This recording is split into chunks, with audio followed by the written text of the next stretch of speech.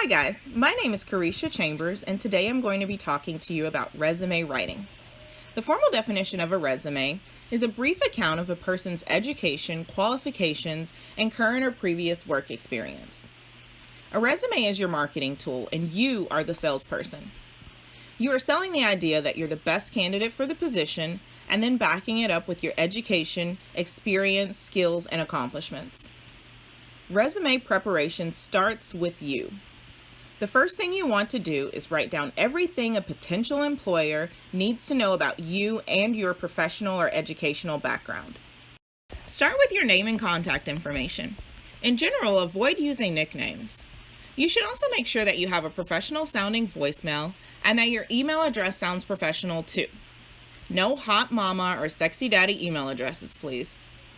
If you have an inappropriate sounding email address, go ahead and create a new one using Google, Yahoo, or other and link them together. If you have a LinkedIn profile, a website, or a portfolio that you want to share, make sure it's up to date and aesthetically pleasing before adding it to your resume. Next is your education, certifications, and trainings. Be sure to include the name of the degree or program you earned or are working towards, as well as the school and organization. Add the month and year that you completed or are expected to complete the program. List any skills or abilities you have, such as computer skills, multiple languages, customer service, or etc. If you're part of any professional organizations or student clubs, write those down as well. You can also highlight any special accomplishments, such as Employee of the Month awards, scholarships, promotions, and major projects you've led or been a part of. Lastly, list your work and volunteer experience with the most recent position first and the oldest last. Make sure to include your job title, company name, start and end dates, and job responsibilities or duties you had. Now that you've listed everything a potential employer would be looking for, you want to make sure you add details. For example, the number of customers you helped in a day, month, or year, the number of staff members you trained or supervised, the amount of money that you managed or saved a company, and what projects you led or have been a part of. Do your best to come up with meaningful numbers relevant to the position you are applying to. Now that you have all your information and tons of details, let's review it. Is it honest? Make sure not to lie on your resume, since it can always come back to bite you later. Is it impressive? 3 days of perfect attendance is not impressive. And is it relevant? If you're applying to an accounting position, your experience with babysitting is not going to help you as much as your experience handling money.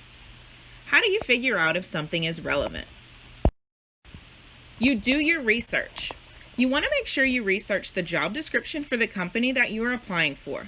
Look through the company information, qualifications required, job responsibilities, the working conditions, as well as the pay.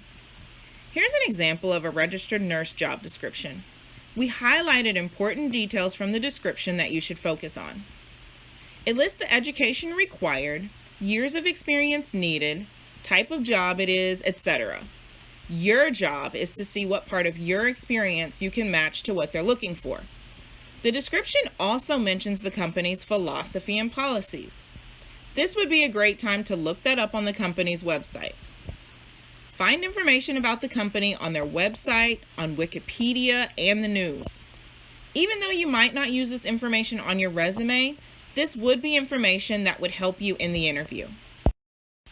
Now that you have finished writing everything you can about yourself, you want to create a summary next. This should be around 3 to 5 bullets or sentences with the most relevant and impressive information about yourself. Consider using your accomplishments and skills in this section. The summary hooks the reader into reading more and takes the place of the objective that you may have seen in older resumes. Here's an example of a summary. Most summaries have a label. In this case, registered nurse with over 2 years of experience. This summary highlights the relevant qualifications and skills this person has. For example, assessing patients and charting. The last sentence is an impact statement. This is usually an accomplishment that will impress the reader and leave them with good feelings about you. It's time to organize your resume. At the top, you should have your name, contact information, LinkedIn, website, portfolio, and then your summary or profile. After that, the order will depend on what section is more relevant for the positions you are applying for. You can also mix and match these sections as needed. For example, you may decide that your accomplishments are part of your work and volunteer experience. Feel free to add them in. You may decide afterwards that your work and volunteer experience would be more relevant to the employer than your education, so you would move that entire section up. There are multiple ways to change your resume up, so just remember that the most relevant information should be on top. As always, you can contact the CAS Lab after the presentation to get one-on-one assistance. Here's an example of a resume. The sections are clearly defined, which helps the reader easily navigate through the document. This is a one-page resume, but it's okay to go over if you have more than 5 to 10 years of relevant experience. Make sure to be consistent with your resume. Keep everything lined up, use the same colors as needed, and stick with the same font size between each section. For example, if you use bullets for one area, do the same to the rest. Some jobs don't require fancy designs on your resume. On this first example, we have a more basic format that would be great for analytical type positions. This next example is one we pulled from Microsoft Word templates.